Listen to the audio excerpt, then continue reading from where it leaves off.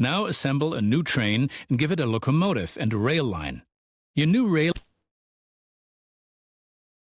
line should run via Omaha to Norfolk so that the people of Norfolk can be supplied with corn.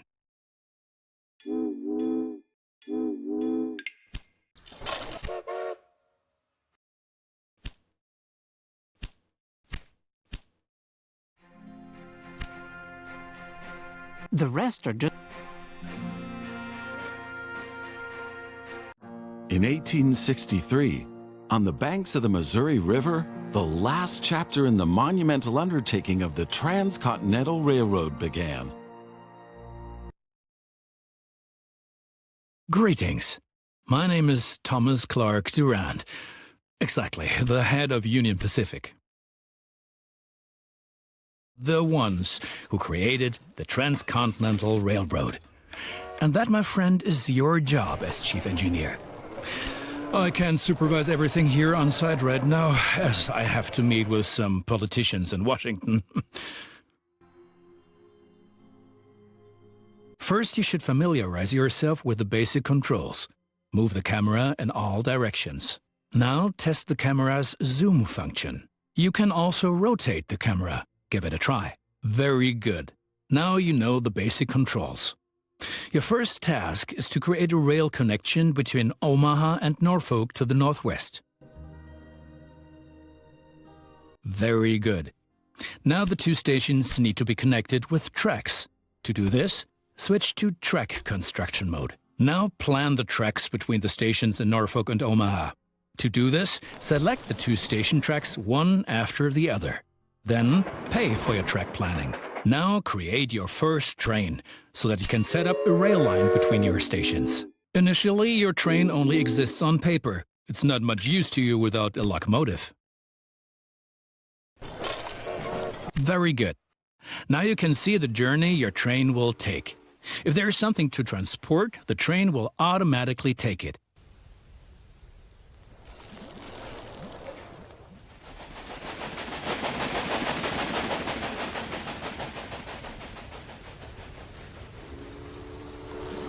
However, as each locomotive needs water, sand, and lubricant on its journey, you have to place a supply tower along the route.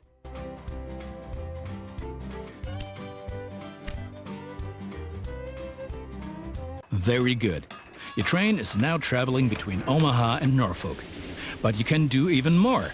Each city needs goods from the surrounding area. For example, every city needs corn. Look, there is a corn farm near Omaha. Until now, the corn has made it to the city in the conventional way, but we want to change that. Now connect the new rural train station to the station in Omaha. And now things are getting tricky as we have to deal with a logistical problem. As Norfolk should also enjoy fresh corn, there will soon be two trains traveling on the stretch of track between Omaha and Norfolk. Of course, this will then result in a conflict. Since trains cannot travel through each other, you'll need a sidetrack between Omaha and Norfolk. This consists of one parallel track and two signals. First, create a sidetrack. It needs to be at least long enough for a fully loaded train.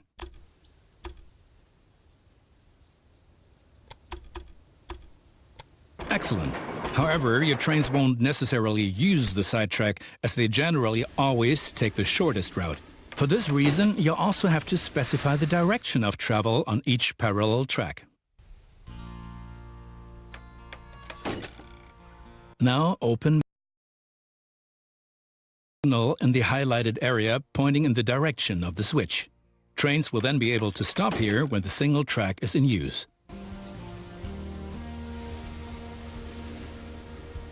Now make sure that the track can only be traveled in one direction.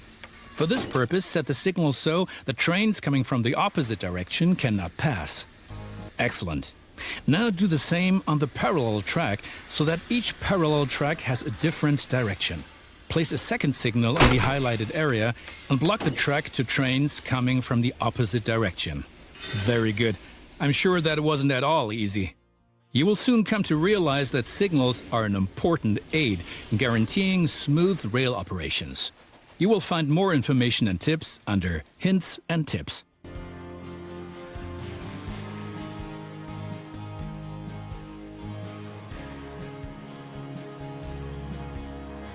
Now assemble a new train and give it a locomotive and a rail line. Your new rail line should run via Omaha to Norfolk so that the people of Norfolk can be supplied with corn.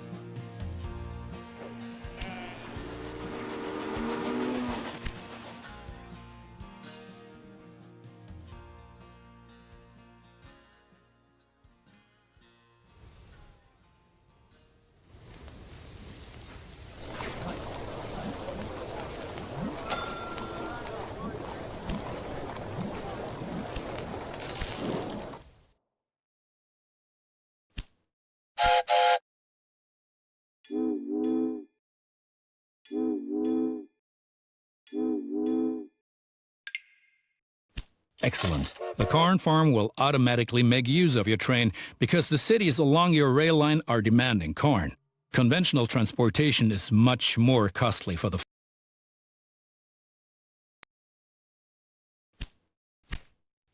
We're still missing something. Locomotives wear out over time and need to be regularly maintained so they can perform their duties more reliably. For this purpose, there needs to be at least one maintenance building on each rail line where locomotives can be serviced if necessary.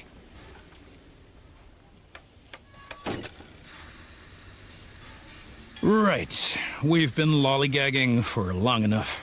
I need to return to Washington for further miserable negotiations with our representatives of the people. I've written a task list for you. Take a look at it and complete the tasks within the given time period. Do not disappoint me.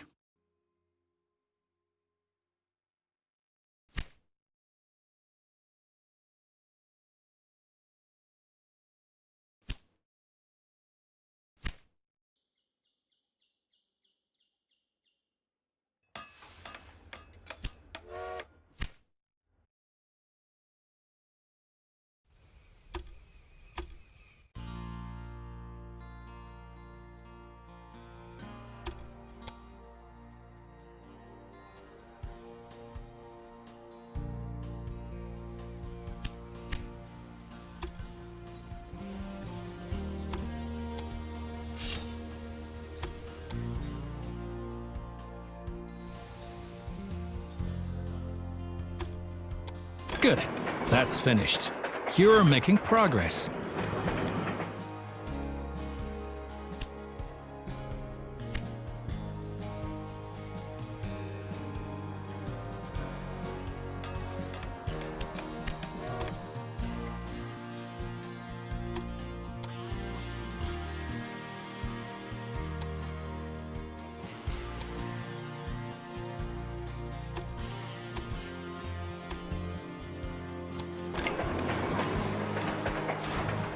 Those politicians in Washington get on one's nerves.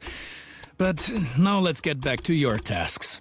As you can see, Cheyenne is still a little town hoping for an upswing caused by the railroad connection, but a city will only attract new inhabitants if it is supplied with enough goods. Cities receive basic goods from the surrounding area. If you construct stations in the right places and establish rail lines, your trains will be used to transport goods and you will make profits for transportation. But for this, you have to know what goods a city actually needs.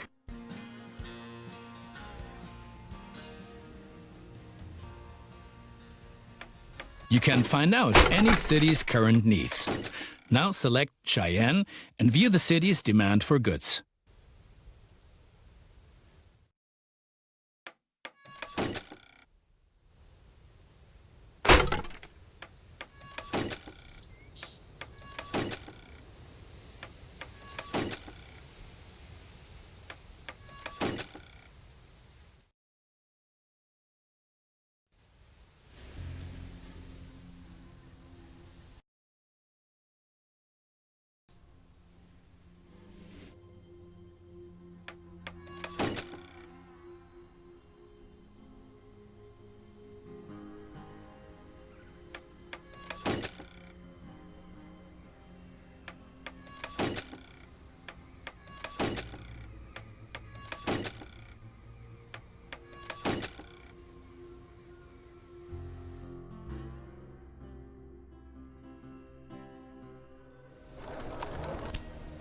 As you can see, Cheyenne currently needs only a handful of goods, and you can only deliver goods that are in demand. As the city grows, it will demand further goods. At the moment, you can supply these goods are available to the north of Cheyenne. Connect Cheyenne to a timber business and a wheat farm and establish a new rail line that connects them both to Cheyenne.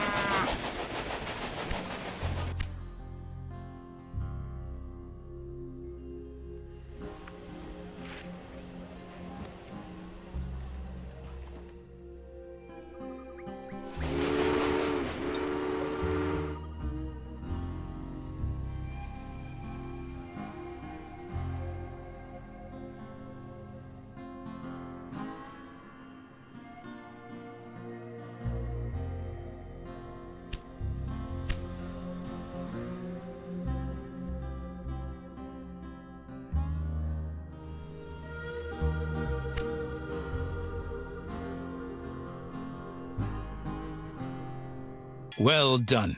The citizens of Denver are impressed by the railroad.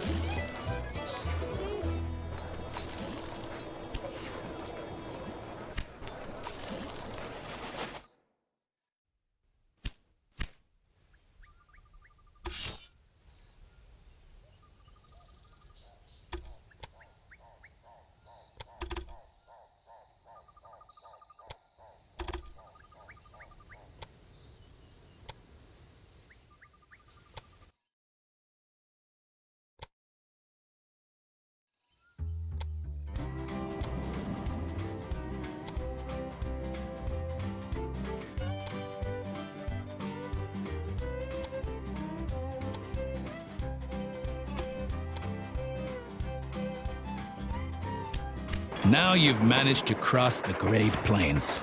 A masterpiece.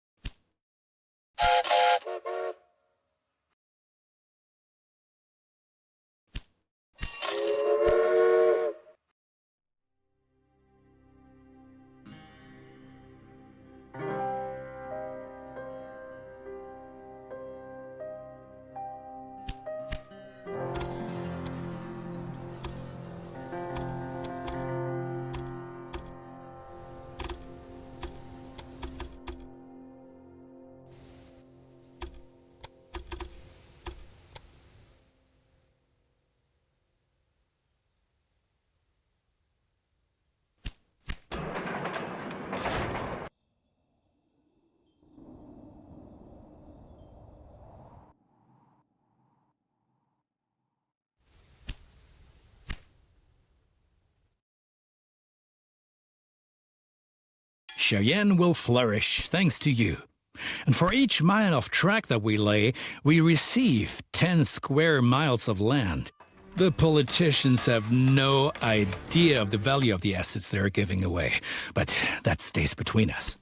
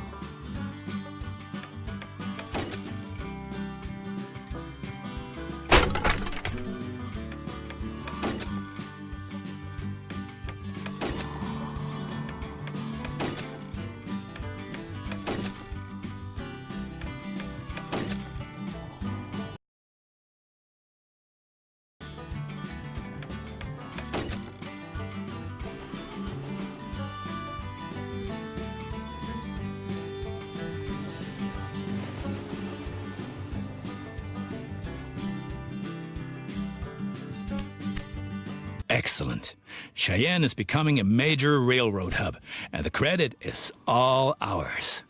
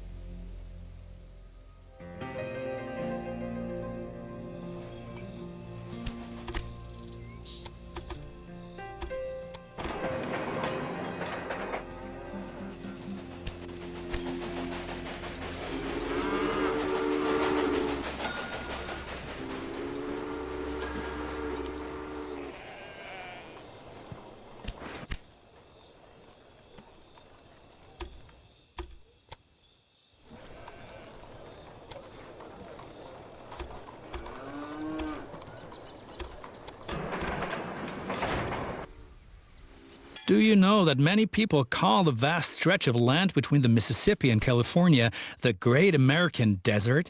Those fools. Once my railroad has opened everything up, the value of these lands will go through the roof.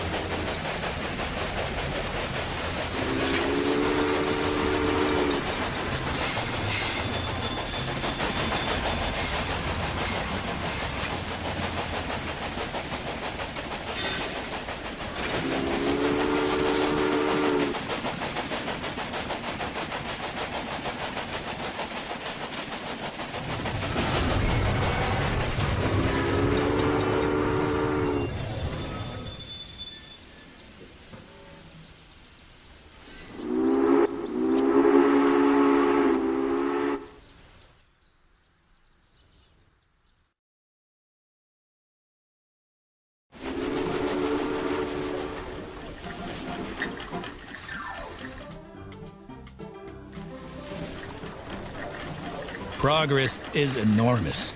The far west is no longer so far away anymore, and the people are slowly realizing that trade helps create prospering cities. We still have a long way to go, but the Transcontinental Railroad is coming.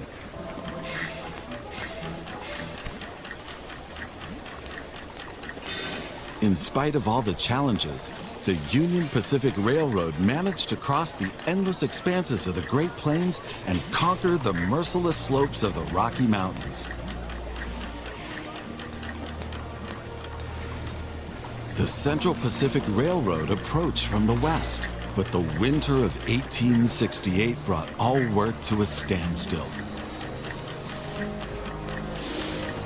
The two lines lay just a few hundred miles across from each other, in the middle of nowhere in the mountains. The dream of the first transcontinental railroad seemed to be within touching distance, but was buried by house-high masses of snow and blown away by icy snowstorms, a dream that had begun almost 4 decades before.